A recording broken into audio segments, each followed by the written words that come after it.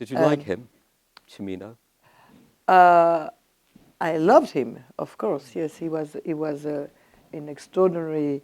I think for me, until he passed away recently, he was probably one of the greatest living American filmmaker. He was absolutely. He was. I mean, and this film was like this. The film is the whole history of the film now is made of his. The shooting, the amazing shooting, the rejection. I mean, it includes all that, in the story of that film. And I think basically he never really, deep inside, he never really made it over, But he was completely inspired, and we were there for 2 months, and then we ended up being there in Montana for 7 months. Wow. That was a very long shoot, and the whole thing was he has this amazing ability to go from the immensely big, to the tiny intimacy, the greatest intimacy, a bit like that scene, And the whole thing was absolutely amazing. I mean, to watch him doing it, and just to watch the film. So I understand it. This country, it took some time to acknowledge the film as a real masterpiece, which I always thought it was. Huh.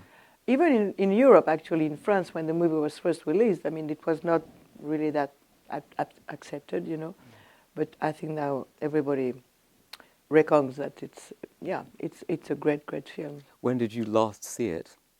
I saw Michael a few months before he died. Oh, really? Yeah, in Paris. Mm-hmm. We were very close, still very close. Mm-hmm. And when did you last see the film? The whole film, I don't really. Yes, I know. Yes, I remember absolutely, and I think it was a great source of joy for Michael because he got recognition at the Lincoln Center some time ago here, and in Lyon, we have Thierry Frémaux, head of the Cannes Film Festival, has created his own festival in Lyon. And this is when I last saw the film. There was a huge screening because it takes place in a huge place with a very big screen. And in fact, yes, because Michael, he remasterized the copy with new colors. That was all, I think, financed by Sony. And it was a bit weird for me, I have to say. Oh. That was because the colors are very different. The colors of the original film were very.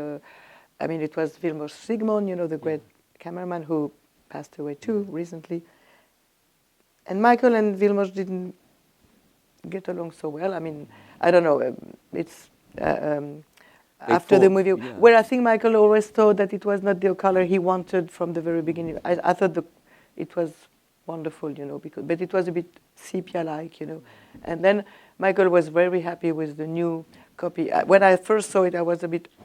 The green was so green and the red was so red. I mean, it was very, very different from what I saw in the first place. But he was happy that he did this. I think he was happy because also, he was completely immersed in the film again, by doing this because it took him many weeks to do that new version. When you had that shoot, which is really the most famous troubled shoot, certainly since Cleopatra in the 60s, it almost destroyed a studio. Yeah, and it did destroy a studio too, because it destroyed United Artists. Right. What kind of pressure did you feel from the studio when you were shooting? Well, I didn't personally felt the pressure. I think Michael felt it a lot, because at the beginning the shooting was going so slow, so that at some point yes, he had to speed up a little bit. Otherwise, after 3 years, we would have been there. Yes. So, and then, there was some trouble. There was some rumors of Michael to be replaced. I think yes, and some people came up from Los Angeles. It was all rumors. There was so many people. It was hundreds of people. Being there in Montana. So we heard some things, and then for some days, it was, but then finally, and John Carelli, the producer, was, very much in control of the situation, and then, I guess under certain agreements, Michael finally went on the film, but with a bit faster, let's say.